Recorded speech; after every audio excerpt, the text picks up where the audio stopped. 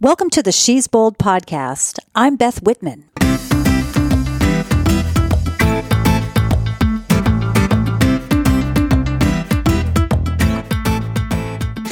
Aloha and mahalo for joining me today for another episode of the She's Bold podcast.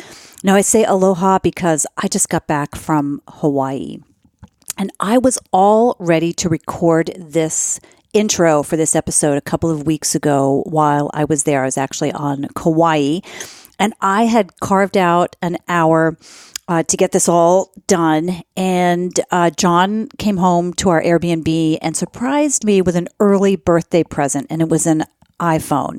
So I got a little distracted, and really I was in a bit of a rush at that point because I needed to get it set up before I started the runs, the Epic 5 runs that I was doing that started the next day. So you get distracted by technology sometimes, and that happens. So apologies for that. Again, every intention to get this out to you folks a couple of weeks ago, and things just didn't work out as planned. Hopefully by now you all know about the Epic 5 event, the Epic 5 challenge that I ran. It was, in brief, 5 50K runs on 5 islands in 5 days.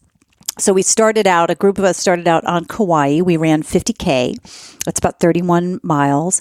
And then later that day, we flew to Oahu and we overnighted. The next morning, we ran on Oahu, got on a plane, went to Molokai, ran the next morning on Molokai, got on a plane, went to Maui, overnighted, ran the next day in Maui, then got on a plane, went to the Big Island, and we finished on the Big Island. So 5 50Ks in 5 days on 5 islands. It was pretty fantastic in many ways.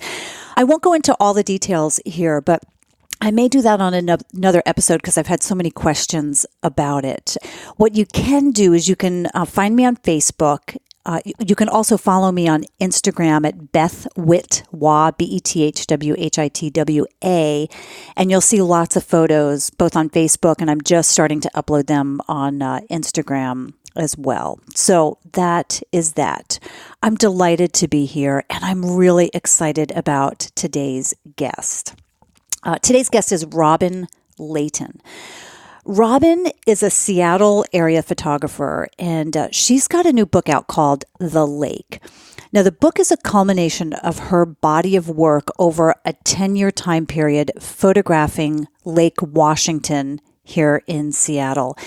And the interesting thing about this is that in one way, it could be any lake. So the book can really appeal to anyone who is just appreciative of incredible photography. But I think it does probably hold a special place in our hearts in the Pacific Northwest because we know this lake. Now, I say that Robin is a photographer, but really she is so much more than that. She is such an artist. Robin started her career as a photojournalist, working at a number of newspapers and really learning and honing her craft there. And by the time she was 24, she was honored by Life magazine as one of the top 8 photographers in America. That's pretty incredible by age 24. Now, she went on to become a photographer to the stars, and we're talking Oprah, Jennifer Aniston, and many others. And she now finds herself making a living as an artist / photographer and filmmaker. And she's currently a Nikon Ambassador as well. And throughout our conversation, you'll hear how all of this unfolded for her because it's really a fascinating story. Now, it's obvious that following her passion led Robin to living a successful, fascinating, and really an enriched life. And I don't think that she has a formula to help make others successful, but it's evident that being kind and grateful to others, as well as true to herself, this is what has really helped her create this beautiful life that she leads. And I think that's the lesson that we can take out of that. Please enjoy this conversation with Robin Layton. Well, I'm off to Hawaii this weekend. Oh, darn. What island? Actually, I'm running an event. I don't know if I told you about this on the phone, but I'm running, it's called Epic 5, and it's 50K, so 31 miles in 5 days on 5 islands. So start on Kauai and then go through the islands and then end up in Kauai at the end just for relaxation and my birthday in mid-November. So it's all good. Happy birthday. Yeah, thanks. Yeah, it'd be a nice way to spend it, I think. So you live over on Lake Washington, is that right? Yes, I live, the back of my house is on Lake Washington Boulevard. What brought you there to begin with? Because you're not from Seattle, are you? So in 1995, the Seattle PI recruited me from the Cleveland Plain Dealer, which is where I was a photojournalist full-time, and moved me out here. And then I built a house in North Bend for 15 years, lived out there, and then bought a little house on Lake Washington Boulevard. And then 6 years ago, bought a bigger house on Lake Washington Boulevard. So you like the area for sure. Definitely. Yeah. Where are you from originally? Richmond, Virginia. Okay, because you have the slightest of accent, and I was trying to figure out where it was that. from. I know. And when I go home, oh my gosh, it comes back really big. I'm from Jersey. Mine comes back too. Oh, it's just there. Where in Jersey were you? Flemington. Is that Near kind of central? Near Stockton. I'm way up north. My family's way up north, so I'm not as familiar with that. So Lake Washington, which has, and so how many years has it been since you've been? I bought my first house there in 2008. So 11 years or so. Yeah. So you have a body of work. Yes. From those 11 years. Yes. Which you have created into just a really incredible book called The Lake. Yep. It's pretty fantastic. Thank you. What's the pub date on it? It came out September 13th. Okay, so very recently, 6 weeks or so. What I love about it, there's many, many things that I love about it. It's a limited edition, just 2,000 copies, is that right? Correct. And no plans to reprint. There will never be another reprint. Yeah. It's a work of art. It's not a photography book. When I was looking, it's a photography book, but when I was looking at your art online, your images, and when I was looking at the book, what really stands out for me is the fact that you are a true artist. I know that you've been called a photojournalist. And definitely you are. There is that element, but your eye is so unique. And when you look at your work, it's really, really incredible. It's really something special. Well, thanks so much. Big kudos to you. Did you go to school for photography? I did. I was 15 years old, and I grew up in Richmond, Virginia, and I used to take pictures of, those 110 cameras we had as kids. Mm-hmm. I'm a lot older than you, but I would always take pictures of rocks and ducks and trees. And my mom was a big scrapbooker. And so I would cut out pictures with her. We would do scrapbooks. And so the pictures I took, I would do stuff with that. And one day I was looking at a National Geographic magazine in our house in Richmond, Virginia. I was 15. And I said, Mom, I'd give anything to take pictures like this. And she was, you can do that for a living if you want. And I took my hand and I slapped it on my knee and I said, this is what I'm going to do. So I knew at 15 what I wanted to do. And a week later, I was at my guitar lesson, and the owner, who was never there, was there stringing a guitar. And he goes, hey, Rob, your teacher's running late today. Just hang out with me. I'm like, okay. And he's like, what do you want to do when you grow up? Well, who randomly asked that, right? And I'm like, I want to be a National Geographic photographer. And he goes, really? Did you know one of Randy's students, his dad is a National Geographic photographer? I went, what? And right then on cue, like in a movie, the door opens with bells, and it's his wife. And she goes, hey, and he goes, this is Robin, and she wants to be a photographer, blah, blah, blah. She goes, well, here's our number, here's our address. And it ended up being 3 miles from the house. And it was David Allen Harvey. He's the famous photographer, the two white horses on their back feet fighting.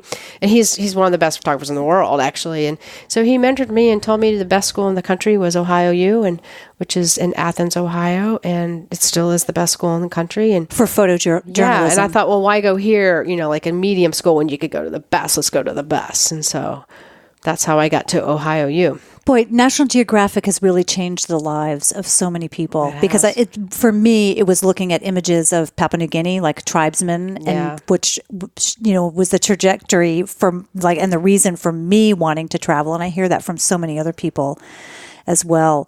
This is a little bit of a side discussion, but I'm really kind of curious what you think about this. Like, things have changed so much since you and I were 15, or, when I was 12, or however old I was when I was looking at a National Geographic magazine.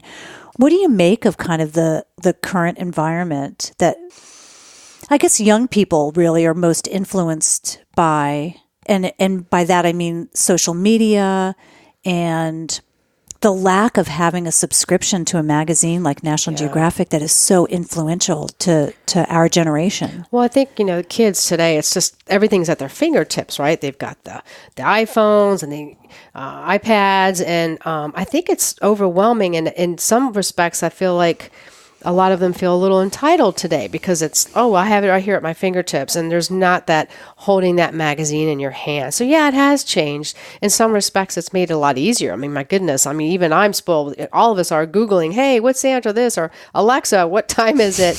So it's been fantastic, but also I think it's just something special to hold. That's why I wanted to do a book, is something special about holding it in your hands. And so to me, I think, and even though the magazine's still around, right? It's just different size, different thickness. Mm-hmm. I still have some friends that shoot for them. It has changed, but that's life though, right? And it's going to continue to change. So. Right. Yeah. Life changes for sure. You said something about there's maybe a feeling of entitlement, and I don't even know if it's that. I just know with my own choices that, like, I'm a huge music fanatic. Me too. And it's almost like there's so many choices, I don't even know where to start. Right. And that's why I like to have downstairs, you'll see I've got racks and racks of CDs, and I've got a vinyl collection that I'm, working on again after having given mine away years and years ago. But it's almost like we have so many choices that we don't even know where to start. It's really hard to focus. It is, because each one of them takes so much time, right? And especially if you want to do it right, it takes a lot of time. And that some things that we don't have today is time. Our lives are busier, right? And our time is so precious. So all these things make it harder to get to that, I think. But well, how do you stay focused? Well, I'm lucky because my work is also my passion. And I always say passion equals purpose. I think that people should always follow their passion. And that's how I got where I am. People always say, it's work, right? And I'm like, well, not really. I mean, yeah, it's work getting up at 4:30 in the morning when everybody else is sleeping. Sure. But once I do it, I'm in a bliss. In the minute that I stop rushing from what I do, I'll stop.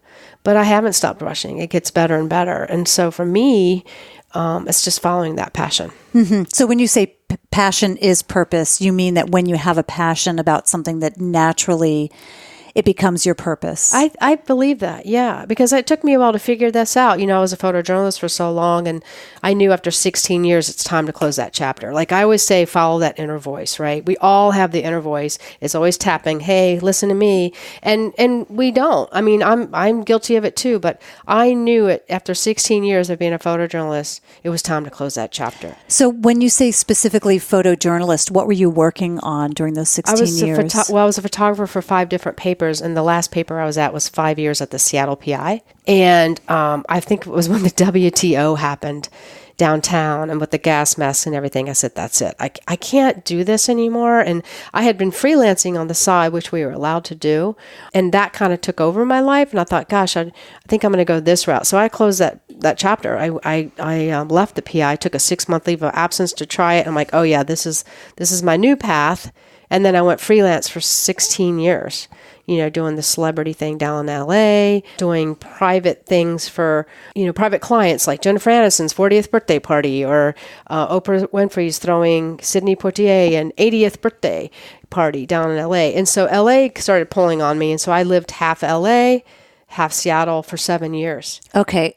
I have to stop you there because there's a big leap between covering WTO and people in gas masks in Seattle and smashing windows. I remember that time. I think I had just moved here when that happened, and suddenly covering celebrity events in Los Angeles. Way more fun. Well, yeah, way more fun. But how does one make that leap? Is it because you had connections and you were able to kind of get in? Well, first of all, for me, it doesn't matter if I'm covering WTO or a birthday party. That's all about moments. So that part of it was, still photojournalism, right? Doesn't matter if I'm photographing the president giving a speech or a portrait of a woman that just won the country fair with her famous pie. It's all about moments. And as a photojournalist, we had to be good at all of it. You can't just say, I just do sports or I just do news. So as a photojournalist, we had that training. I could do any of it basically. But I think what happened was Kenny G's 40th birthday party was happening here in Seattle in 1996. And Colin Cowie, I don't know if you've heard of him. He does all the, if you're Oprah, who do you call to put on your party? You call Colin. And so Colin came to Seattle and called the Four Seasons downtown and said, when the Fairmont used to be the Four Seasons, hey, who's the best photographer in town? We have this event. It's kind of, a secret. And luckily the person named me, and I just showed her my portfolio the week before. So you were fresh on her mind. Mm-hmm. And so she gave me this, and I remember that phone call was going across the 520 bridge, and I thought, can you come to this house in Hunts Point? I'm like, who is this? He goes, we'll tell you when we get here. Well, now there's no way I'd go there. But back then, you're like, doo-doo-doo.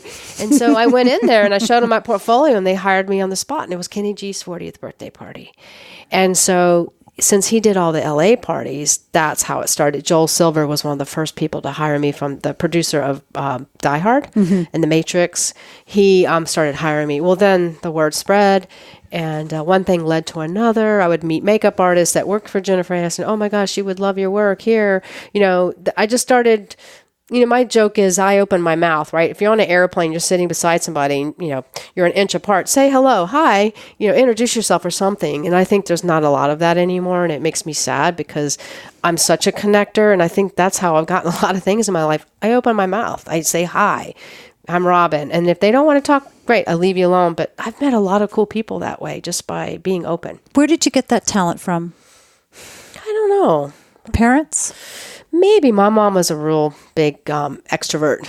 Yeah, I don't know. I've just always loved the connection of people. It's funny. When you came here, you got ready to shake my hand, and I said, oh, I'm a hugger. And you said, oh, good, I'm a hugger too. Yeah. It's that kind of thing, is making that kind of a connection with people. Exactly. It's important, right? It's we're all here to help each other and connect. And my favorite thing to do is refer other people I really believe in to others. My friends call me the connector. And if somebody like a plumber comes to my house and they do a great job, watch out, because you're probably going to have 20 new jobs in the next month. Because I like that. I like opening my mouth and sharing, when I believe in something, sharing it. So you've also had a lot of lucky things happen to you.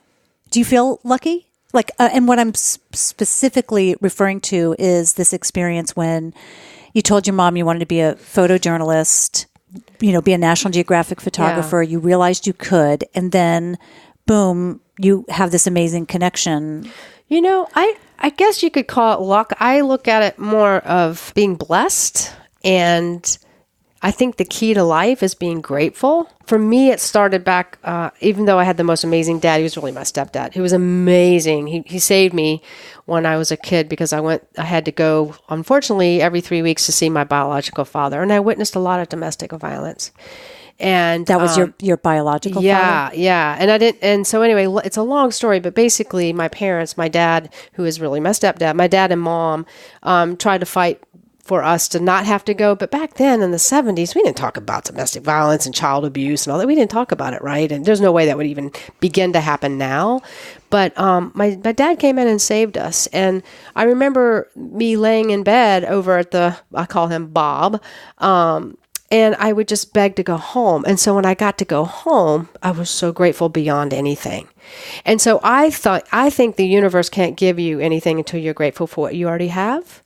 And I think that I am so grateful I went through all that abuse, mostly mental child abuse, because it made me who I am today. I am the most grateful person on the planet. When I came here today, I'm like, hey, how did you find out about me? Oh my gosh, thanks for having me. Thank you, Beth, for having me and talk to you today. Because I think if you're in that realm of gratitude, I call it my gratitude knob, I never turn it off. I got to park right out front of your house. Hey, thanks. It's not like I dwell on it, but being in tune of what's going around. I mean, I got even chills talking about it, but being in tune what's around you, being awake. And I think that's the key to life, is being grateful all the time. And sometimes if I think about what's happened to me, it blows me away. Like this book and this Benaroy Hall thing, everything is just crazy right now. I know I'm in the flow because it's just going like crazy. So lucky is a tough word for me sometimes because I work really hard to get where I am. It's not like I'm lucky. I feel like I'm blessed and lucky, but I worked really hard to get here. Yeah. Well, what do they say? It's like it's taking advantage of or being aware of opportunities that unfold. Lucky, what's that saying? Yeah, I know. Yeah. I gotta. You know what? I gotta. This is teaching me to remember that. I think it's like luck is the intersection of being preparedness or something. Yeah, being prepared and being open to being open to it. Yeah, so I get where you're going with that it's not just about being lucky, like, oh, things are like I won the lottery, just something that was given to you, but you're making your own luck and feeling, like you said, you use the term blessed about it and just having the good fortune of things. I remember I went to this photo conference. I'm a Nikon Ambassador, which is one of the greatest joys and honor of my life. And I remember one of the photographers getting up and speaking to us last year. And he goes, okay, how many people always hear, you're a great photographer, you must have great equipment. and everybody raised their hand and we like roll our eyes. He goes, next time somebody says that to you, say, you're a great cook, you must have a great oven. Yeah, touche, right? That's a good response for that, for sure. Gosh, so you're a Nikon ambassador. You mentioned that before we started recording that you were just on the East Coast in New York speaking at an event there. Yes, Photo Plus. Yeah, yeah, and you're one of just 34 ambassadors. Correct. Yeah, there was in 2013 the program was started. There was 16 of us, and now there's 34 of us. And you have to be invited to be a Nikon ambassador.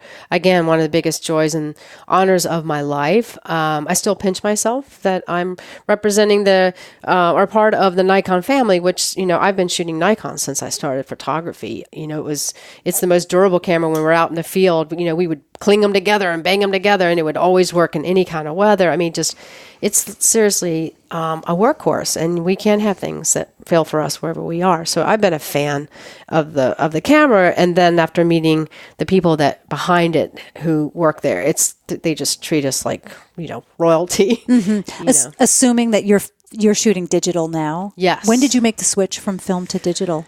I would say I came here in 95, and I think we started switching over 2000-ish. Mm-hmm. I think maybe it was even a little bit later. I was one of the ones that held on the longest. So I want to say maybe 2003, 2004 is when I kind of slowly switched over. It was a tough move, but now it's, of course, second nature. So. Mm-hmm. You know what? I want to get back to the whole celebrity thing because I do find it really fascinating. And for a personal level, I'll tell you why I find it so fascinating. It's not just because like, oh, cool, you get to hang out with celebrities.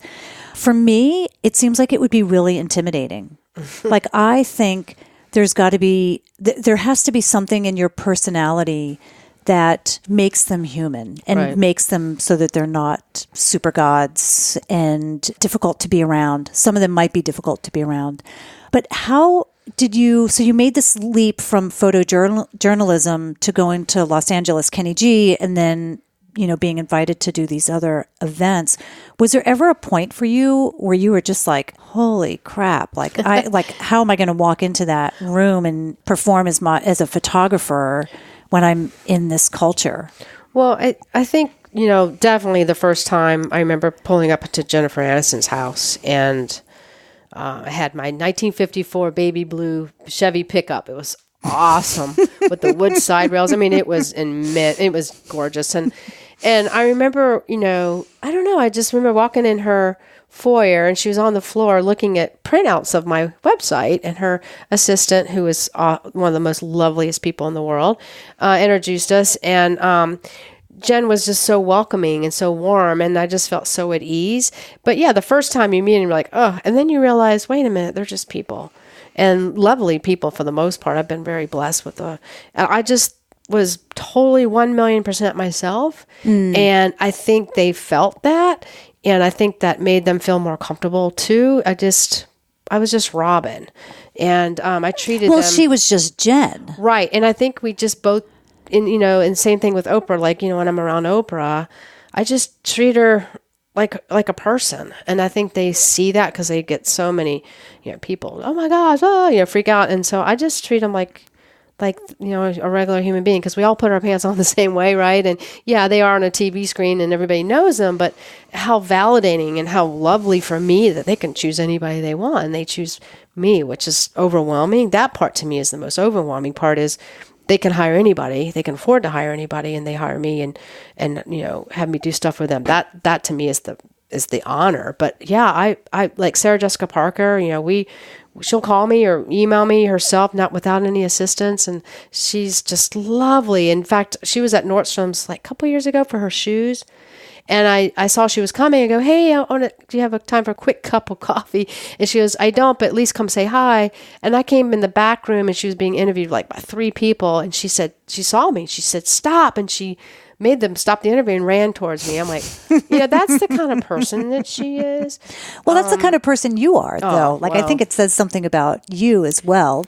Well, I don't. For sure. Thank you. I don't know. I just think, just treat, and my motto is kindness is not an option, and just be kind to everybody, whoever you are, right? Wouldn't that be a beautiful world if we all did that? And they're just normal people that happen to be on a TV screen. Well, I can imagine that there are people out there who don't treat you like a person. I know that there's stars out there who just treat people differently. You don't have to tell me who it is, but have you had that kind of a circumstance? Yeah, I mean, there's been a couple that, I'm trying to think in my head, I can think of one, but basically I've had I kind of see past people's things. I kind of seem to work best with the people that are the most difficult, because I see past it and I see their inner core. But I would just say, I've had just one person that, it's like, it's funny because their persona in life, everybody thinks, oh my gosh, but it's the opposite in real life. And that's sad to me. Tom Hanks? No, he's lovely. Well, that's what I was going to say. It's like, he's awesome. I've met him a few times. I love him. No, I would never say their name. No, you don't have to. But no. I have actually been very, very lucky that way. So, well, if I can kind of poke a little bit more at this, because I think it is fascinating, kind of the origin of it. Because I do think that you have a unique perspective and a unique outlook, and I think we could all use more of that. You mentioned not a great environment. It was your biological dad, you said, right? And so, but you grew up with your mom and my dad, my stepdad. But technically your stepdad. But I still had to see Bob. I call him Bob. Yeah. I still had to see Bob every 3 weeks, because it was the law back then. You pay alimony, you get your kids, so yeah. So do you think it was it a Southern cultural thing that has shaped your kindness? Oh, well, that's sweet. I think, I had to say yes ma'am, no ma'am growing up. So I think the South definitely had an effect on me.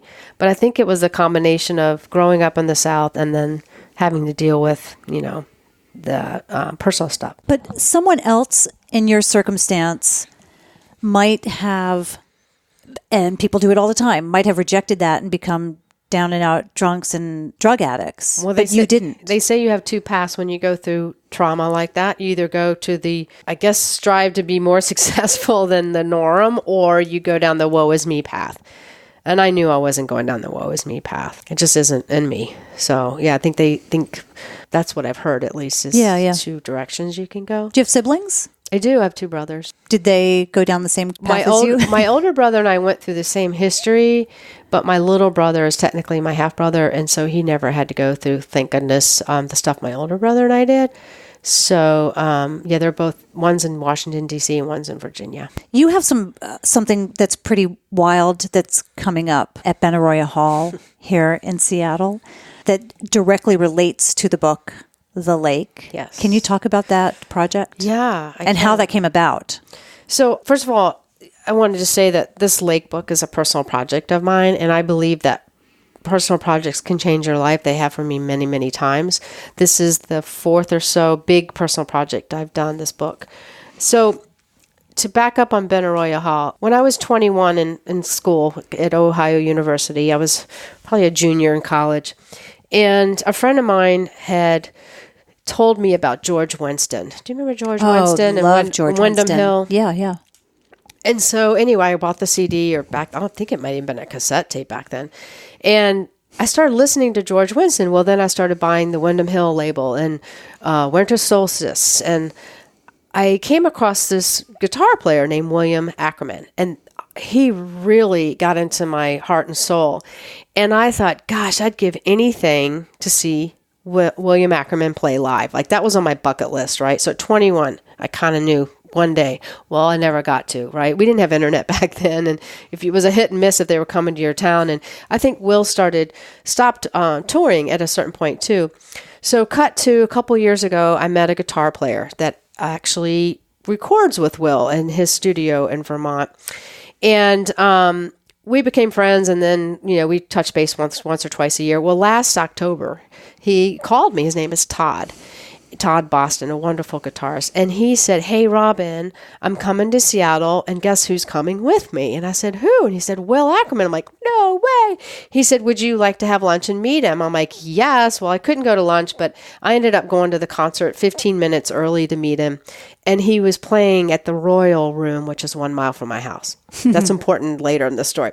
So I get there. I'm like, I cannot believe I'm going to meet Will and see him play live. This is crazy. And so I get there, and Will and I, it was like two artists that had known each other the whole life. We just hit it off. In fact, I asked him to sign my CD, and he wrote, "To Robin, I like you, William Ackerman." In fact, I should put a picture of that for my talk at Benaroya. So anyway, we become friends. We're actually emailing, calling, and just chatting back and forth and getting to know each other. And then this past February, I had a crazy idea of doing a concert with Will. So I call him and I say, "Hey, Will, what do you think about doing a concert together?" He goes, "I don't know what you're talking about, but I'm in because I love you and I love your work." So my idea was for me to present this Lake book with slides and do a talk about how the book came about and share the experiences behind the book and around the book. And then the second hour, have him play live in front of videos of the lake that I have taken. It might be a chair or a bench on the snow, and then it's just like 30 seconds of that clip, and then it goes maybe to the tree in the snow. It's a very, very relaxed Zen feeling. So anyway, he's like, "I'm in." So I'm like, "Okay, great. Well, where the heck do I put on a concert, right?" I'm like, I've never even thought about, like, where do you start? And I thought, well, I'm going to name 10 venues that I know of. I called my best friend who's an event planner, and she's like, "Here's some names." And so I think it was like Town Hall, the library, Triple Door, this place over in Fremont. And of course, the dream, the one with the big star was Benaroya Hall.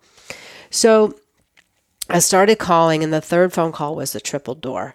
And this woman says, "I'm not the person. I'll have Scott, email you." And this guy, Scott, emails me, and I said, "Why don't you call me? This is a little bigger than an email."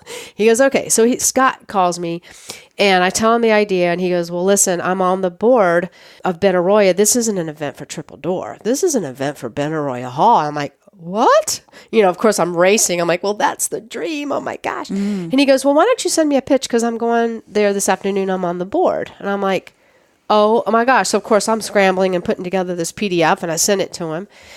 And so for 2 months, I'm kind of, I'd hear from him periodically, "Hey, Scott," just checking in. And "Yeah, Robin, we're still thinking about it." Well, 2 months later, I get this email. "This isn't happening. I'm so sorry. I really just don't think it's happening." And I'm like, wait. I just finished a video with Will's music and my footage of the lake. Can you please just show him one more thing? And he goes, "All right, but send it to me now." So I sent it to him, and 2 days later, he goes, well, things have changed around here. Do you want November 20th or the 21st? Wow. And I said, "I'll take the 21st, which was the date I wanted."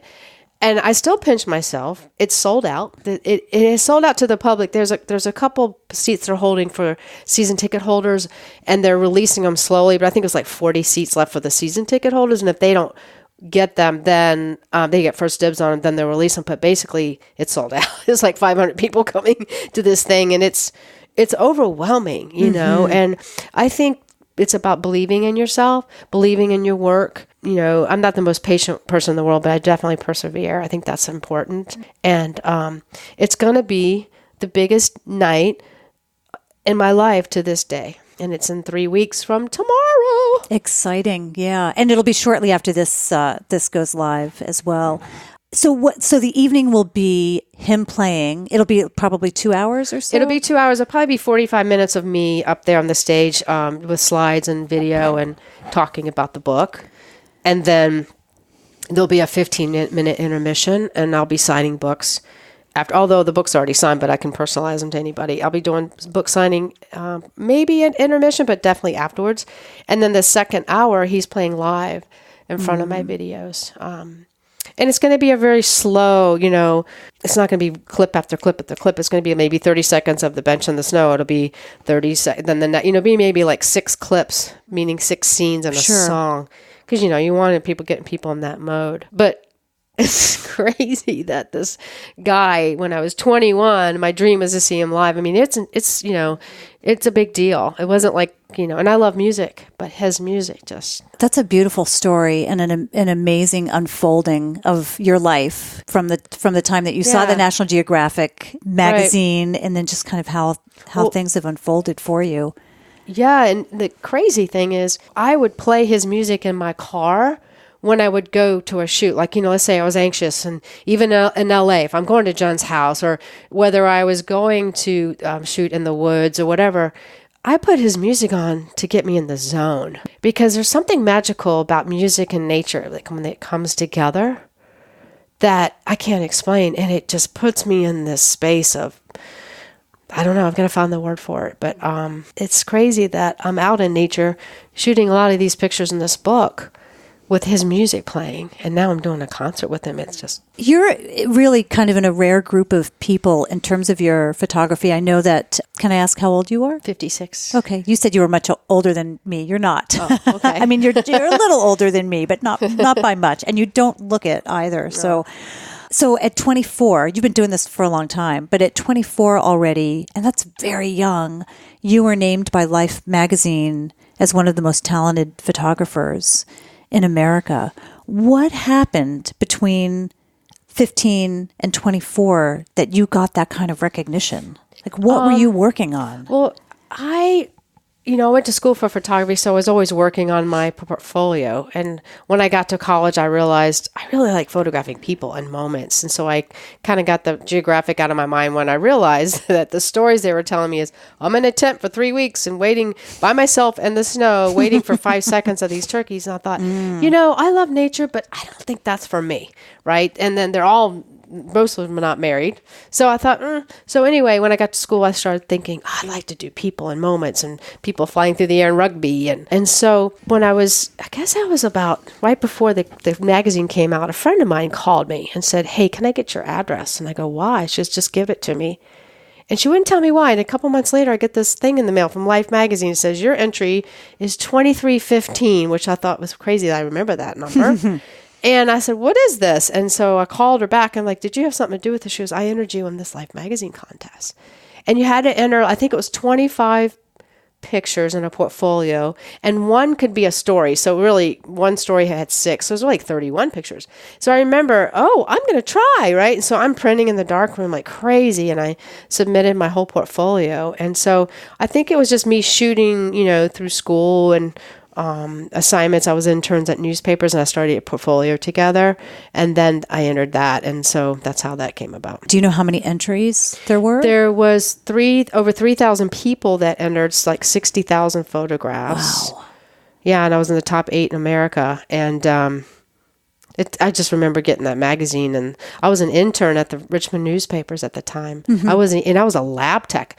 I had been a photographer up in Sandusky, and I wasn't happy, and the only opening was back in my hometown. So I was an intern for, about a year, and then I became a full-time photographer there. But when I remember opening that magazine, and it was an amazing feeling. What do you credit for the fact that you have such a unique perspective and eye for the subjects that you're looking at and that you're photographing?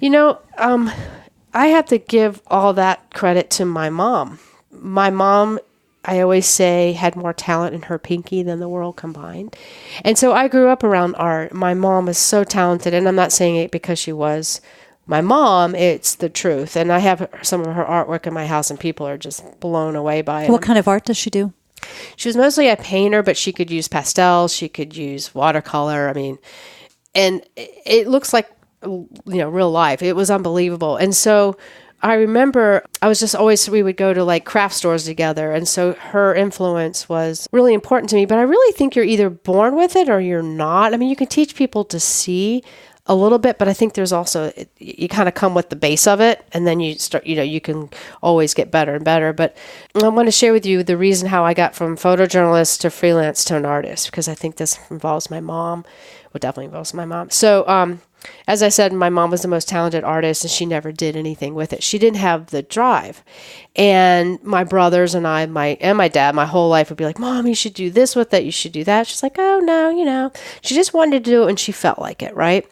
So cut to 2007, she was dying of cancer. And I remember holding her hand, and it was like about a week or two before she died.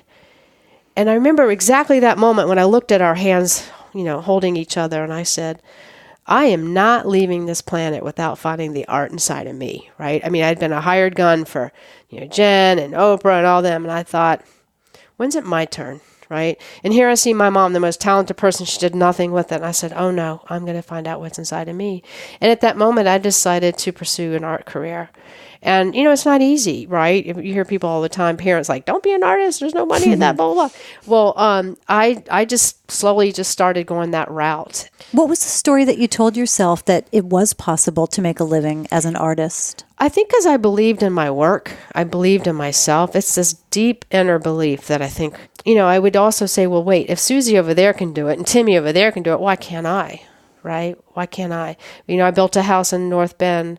I didn't physically build it, but I designed it, bought the land, all myself, designed the entire house. And I thought, well, wait a minute, if those people over there can do it, why can't I? And yeah, I do believe in an art. You have to have born with some talent to begin with. But I just always had that belief in myself, that inner voice that said, yeah, you're worth it. Yeah, but you're saying so Timmy and Sarah and whoever can do this, but kind of in this environment, you can't. It's really difficult. So you must not have had very many mentors, but you were looking at something and saying, okay, well, I can figure this out.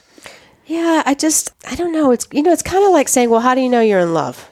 You just know, right? And people say, well, how do you know, when to stop shooting and when you get that shot and everything? I said, you just know. You keep working it and working it and working it. And it's this knowing inside that we all have. And yeah, you're right. I mean, it's not like anybody can be a photographer, right? Because we all have talents. I couldn't be a doctor. Are you kidding me? I'd faint. I can't even watch people get a shot on TV. So I think we have to know our strengths and know our talent. But after that, man, I mean, this is your one precious life. What are you going to do with it, right? You're gonna believe in it, or you're gonna just walk away. So let's go. So after your mom passed, that was the new story that you told yourself, that you were going to figure it out. My third chapter. And what was the first step that you made to start shooting? I had already taken a few shots. I think the first time I did it was I was in Maui, and I started doing my impressionism. And I do it in the camera. I don't do none of these pictures you're seeing were done out of the camera. They're done shot that way, printed on the paper. So I take pride in that because that's my photojournalism background. Because anybody can take a picture and hit an app and make it look better. I mean, it still might look great, but I don't do that. Everything's in the camera, which is very challenging. So I just slowly started doing it, just like I did everything else, and you just start. Like yesterday was a big day because I want to do my next book. I want to call it Water. I've been talking about, everybody keeps saying, what's next? What's next? I'm like, this book is what's next, because it's a lot of work I just got it in my hands and it's a lot of things, but I made a folder and I called it Water, the book. And I put my first pictures in it. And that's what it is. It's just make the first step, right? Pick up the phone, walk out the door. Just make the first step, right? Click the mouse. If you want to go on a trip, what do? You click the mouse. Right? You know this more than any of us. Yeah. Let's go on a trip. Okay. Click the mouse. We got our hotel. We got our plane. We're good to go. It's that easy. Yeah. It's one step forward. Yeah. You had mentioned that this is your fourth personal project. And does that mean the other ones are you referring to as books that you have released? Well, yes. Let's see. This is my fourth book. So I would say a video project I did was my first personal project that changed the trajectory of my career for sure. What was the video project? That was Nikon came out with the first video camera.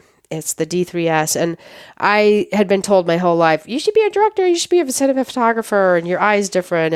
And back to even when I was a photojournalist, they always said you combine art and photojournalism together. I've been told that my whole career. And so to me, segueing over to art was kind of a natural thing. So I wanted to remember that part. But when they came out with the D3S, I started photographing my dog in little clips, like, she would run around the backyard with the ball. And I started practicing and started making that. And then I put together a short film, and I called it Something Good, Something Tells Me that song. And it went viral. And I had just started doing this dog book with Oprah's CEO, who's not a CEO anymore, but used to be her CEO. And I sent it to her.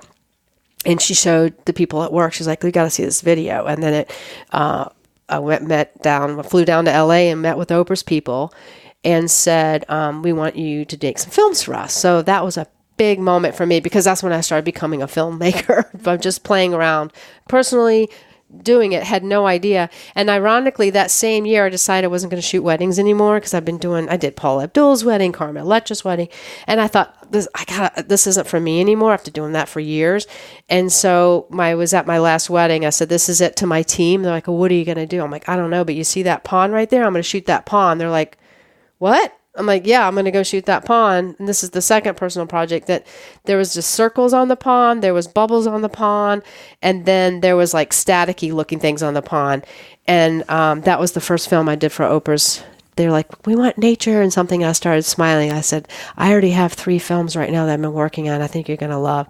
And so the dog video, to stopping, following that voice, like, you're done. You did the chapter with photojournalism, you closed the chapter with weddings and freelance, and now I'm in the art mode. And, that's how that all came about. I know a lot. Well, yeah, but you know what I find really interesting about it is that you're so very concise about, like, this is a chapter and this is a chapter and this is a chapter. And I don't think it's always that clear for us. And I also don't think we give ourselves permission to flip to the next chapter. And somehow you have managed to accept that in yourself. Yeah. Well, it just keeps getting back to that, one precious life we have. What I always say to people, what would your life look like if you had, whoever you believe in, God, the universe, whoever, if they said to you, what does that look like, Beth? What does your dream life look like right now? Well, I'm doing that right now, and I knew before my mom died, that 4 years before she passed, I had this idea of combining my found objects with my photography. That's part of what I do now too. And being a full-time artist. And that dream was so big. I just sat it way over here, right? And then 4 years later, I got a wake-up call when my mom was dying. And I thought, okay, I'm bringing that to the foreground now. And I think it was just when you lose somebody, you realize this is not a dress rehearsal. When you have such a great loss, I just realized, what are you going to do? You can't, let's go big here. I work hard and I play hard, and it was just an easy decision for me to make that decision. I think we all have it. I mean, it's scary. If it's not scary, you're probably not doing something right. So you were feeling scared. You were feeling the fear, and you just moved through it. Of course. I mean, you go through periods of, you're working, and then you'll have a slow month. Of course, it's always going to be there. But I've just learned, I've been here before, just let it go. And I've never been happier or busier. Yeah, good for you.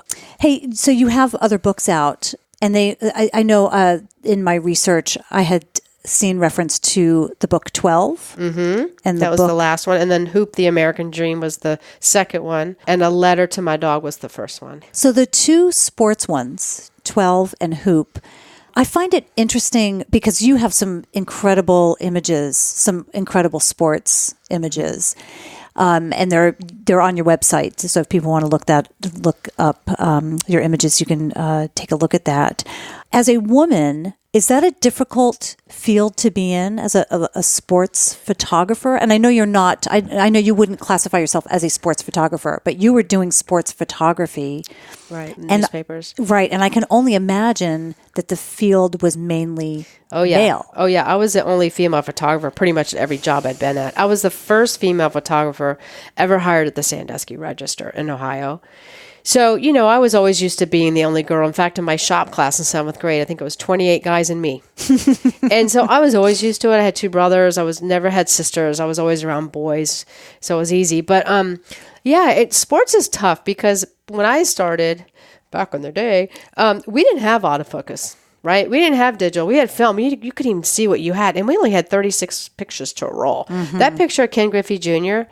is the second to last picture on my roll of film because when Edgar got up to swing and was swinging the bat and everybody was cheering before he hit the ball, I looked down and I had taken 25 out of 36 pictures and I took that roll out. If I hadn't taken that roll out, I wouldn't have that picture. So I think sports was really hard when I was doing it because it was manually focusing and not digital. It was film. I think as females, we have to run higher, jump faster.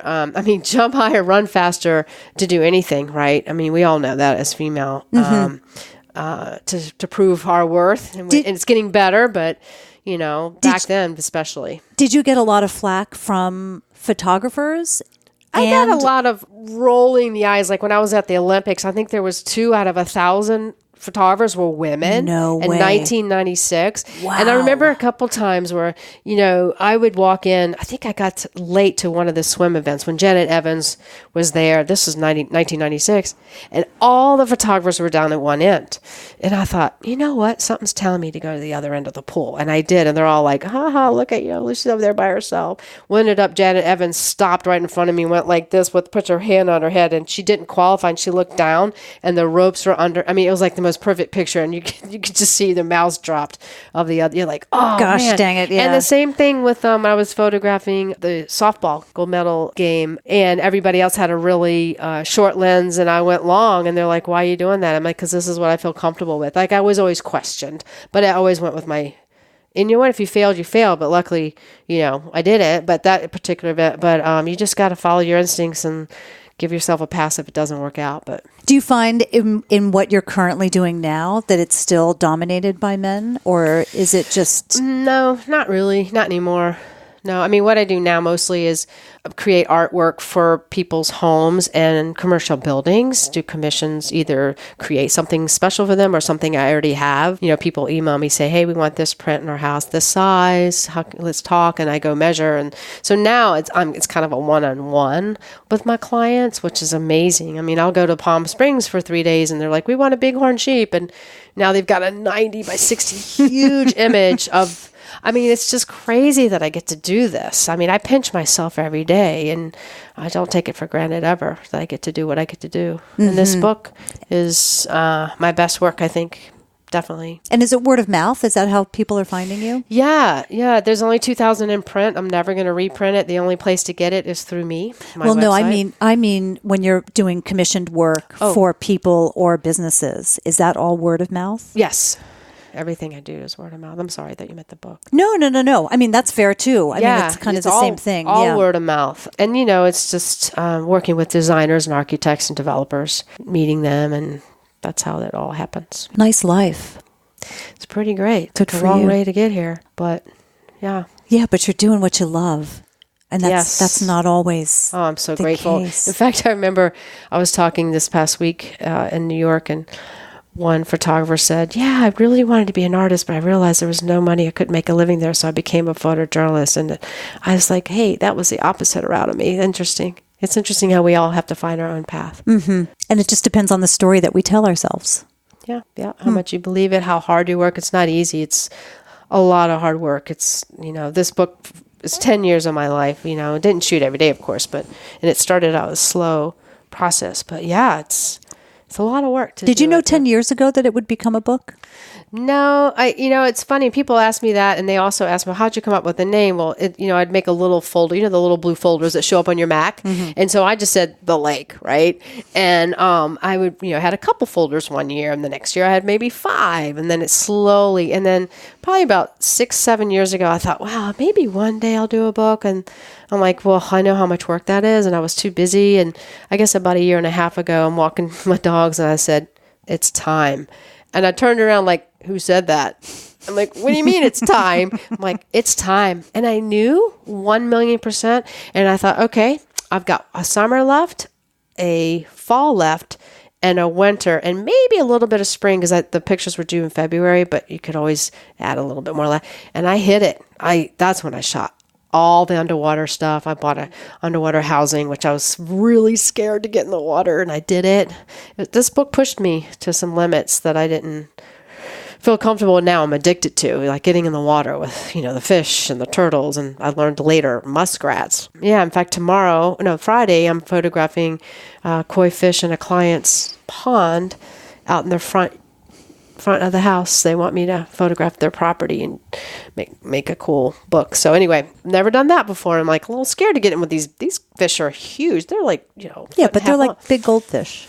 I know, but yeah, but you go. All right, can I take you into it? Sure, they're not going to eat you. They're not going to eat you. You'll be fine. They're not sharks. No, they are not sharks. But still. So the couple things about the book. One is that it was brilliant to call it The Lake rather than Lake Washington. Because it just broadens it, and it brings some mystery to it too. It's like, what lake? Any lake, but this lake. Yeah. It is this lake. It is Lake Washington. It is one lake. Everybody thinks it's many lakes. It's one lake. Right. But it just opens it up to so many, to interpretation and to so many people as well. Which brings me to another question. Do you think that your primary audience will just be Seattleites, or have you seen interest across the country? No, I actually had the library in Missouri order 3 copies the other day. I thought, well, that's wild. And a lot of people that are familiar with the lake and who actually just love art too, and Idaho and Hawaii. It's kind of fun to see, I'm the one-man shop here, one-woman shop. I'm like Santa's helper. My workshop is boxes. Like today, I have to ship out like 15 books. And so I put the boxes together. I put the bubble wrap around them. I sign them. I put the stickers on them. And 100 pounds later. Yeah. And so I have a what do you call those carts in my back, the dolly that turns into and the post office, poor Carol, the post office, like, Carol, Robin's here. And she has to bring out this big bin for me after she weighs them to put them in. I mean, I am a one-woman shop here, and I love it. It's, I feel very connected to it and love doing it. So what I think would be beautiful, I mean, this is me, this is how I would love to see my life unfold, is that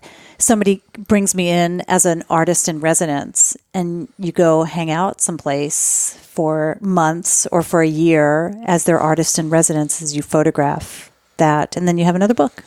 You mean like somebody come in and watch me work, or I go somewhere? No, like you get sent somewhere like Hawaii, and you get to watch the ocean, from your perch. Oh, give me an assignment like the lake book, and to go shoot somewhere. Wouldn't that be nice? Yeah, Hawaii's great. Let's conjure that up. Let's think about that. I know. I was in Ireland for the past couple of weeks, and there's the Aran Islands are off the west coast, and there are these dramatic, beautiful islands there, and they actually have an artist in residence program. I'm working on a book that I've been working on for a couple of years, a memoir of my travels. Oh yeah, please, if you could shoot the photos for it. Oh, yeah. But yeah, I'm like, I could come finish my book here and just be, on this dramatic place. I always want to do that. Maybe an Orcas Island. I love that. Oh, it'd be nice. Oh, okay, well, we'll put it out there in the world. It out. That's what you do. You just think about what it looks like, your life, and you don't worry about the how. The universe has got the how. Just picture what you want your life to look like. That's what I do. Do you meditate, or do you have introspective time where you just kind of you look at the lake, or you just kind of sit and you allow that time to be just your own? I would say I sit in my house and close my eyes and meditate, but I will say when I get quiet with myself, like whether it's just waking up in the morning and just laying there, that's kind of my meditation, or shooting in nature with music. That's my meditation. I'm not talking to anybody. I'm just thinking, or if I'm, walking, or, used to be on, what do you call the bike, with the recumbent bike. Yep. Exercising too is a good way to get quiet and get away from all the noise. But that's when I get my best ideas, is that early morning, when things are still. Mm-hmm.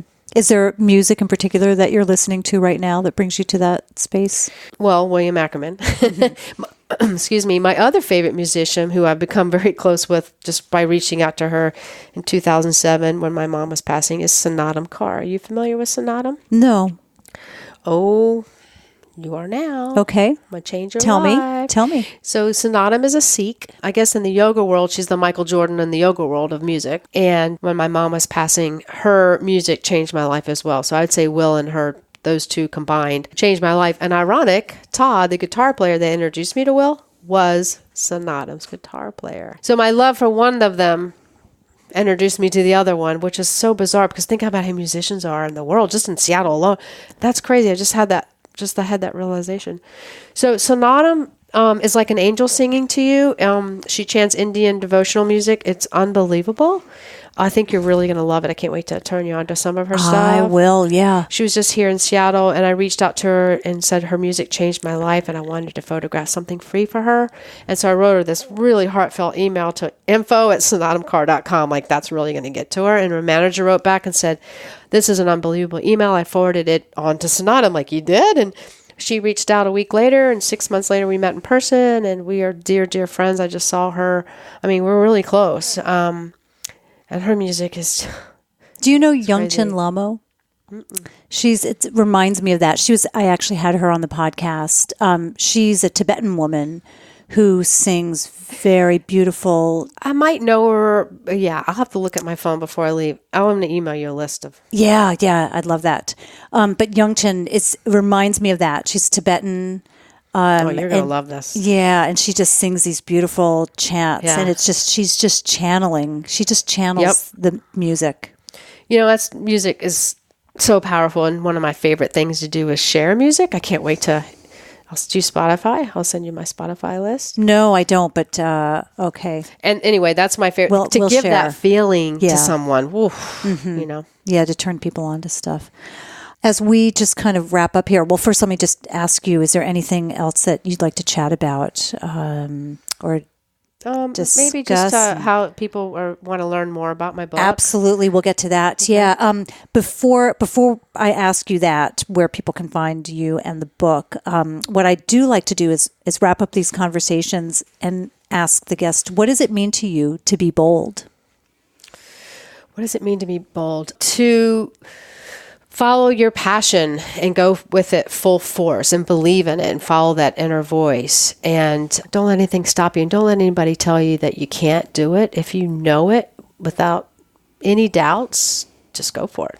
What if you don't know what your passion is? Because I think going back to the early part of our conversation, I think that's the problem with so many people these days. I hear that all the time. I know. And I was lucky at 15, I knew. I think if people really just get quiet with themselves and think about what their dream life is, I think a lot of us get scared of, oh, that dream's too big. Like I did, you know, and when I was 40 years old, I was like, oh, that's too big. Well, it's not too big. Benaroya Hall, that's too big. Yeah, like, right. Well, no, I mean, being an artist full time was my holy smokes. There's no way I could do that. You know, getting found objects and putting my photography in that's crazy. So I think just going for it, being bold is going for it and believing in it. So where can people find you and your book? So the book can be found at robinlayton.com, ROBINLAYTON. Or you can just go to my website, robinlayton.com. Great. And are you on social media, or do you I am, stay off that? Instagram and Facebook. Okay. I'll look those up and I'll add those to the show notes so people can find you. I'm so delighted that we connected. Yeah, me too. Your work is phenomenal. Thank you. And like you said earlier, you used the word kind of in passing, but I want to go back to it. You said it's really impressionism, and that's exactly how you shoot. I mean, when you, as I mentioned before, when you look at your book, it's not just a book of photography. It's so artistic. It's pretty amazing. So I highly encourage anybody who, is interested in the art of photography, particularly if they're in Seattle and know Lake Washington. There's some really unique stuff in there. My goal was to help people, hopefully people see the lake differently. This beautiful body of work that we pass every day. They drive across it, walk along it. The goal was to hopefully they see the lake a little differently. Yeah, I think I'll see everything a little differently after seeing your photos. Thank you. Because really the way that you're able to pull out details and moments, as you said, is a true gift. Thank you. Thanks for having me. Thanks for coming today. Appreciate it. If you're in the Seattle area, hopefully you'll have a chance to attend Robin's event, which is actually this week. It's November 21st at Benaroya Hall. I'm trying to get myself a couple of tickets to that. If not, you could pick up her book. Now, admittedly, it is a bit spendy. It's about $300 for her book, but truly, this is a work of just beautiful, fine art. Much more than a coffee table book. It's just incredible. It's something that you will just want to consume. It's like beautiful eye candy. Now, you could always request it from your local library too, to get a look at that. Now, as always, for links to all the things we chatted about in this episode, go to shesboldpodcast.com/episodes, and there you will find the show notes for this and all of my other conversations. You can also find those links and show notes in whatever podcast app it is you're using to listen to this. If you'd like to support the show and let me know how much you are inspired by these conversations and how much you look forward to hearing all of these uplifting stories, go to shesboldpodcast.com/Patreon. Patreon supporters become part of our private Facebook group and get access to bonus content, which is usually in the form of a question I ask the guest. And it's for as little as $2 a month. You can join our community. Don't forget to check out my tours at wandertours.com. I've got a few spots on my women-only trip to Morocco in February, and I have space on our co-ed Papua New Guinea trip in August, including one led by National Geographic photographer Alison Wright. So I've got 2 PNG tours going at the same time, and one is by a photographer. So if you enjoy photography, check out that one with Alison Wright. And also, she was on podcast episode number 68 right here. You can connect with me by friending me on Facebook, and I'm WanderGal, and Beth Witt-Wah on Instagram. Ladies, you can join the Be Bold Facebook group at facebook.com/groups/BeBoldGroup for support and encouragement for whatever ways you're trying to be bold. We're having a lot of fun over in that group, just sharing the bold things that we are doing. Thanks for joining me for another episode of the She's Bold podcast. Until next time, be bold.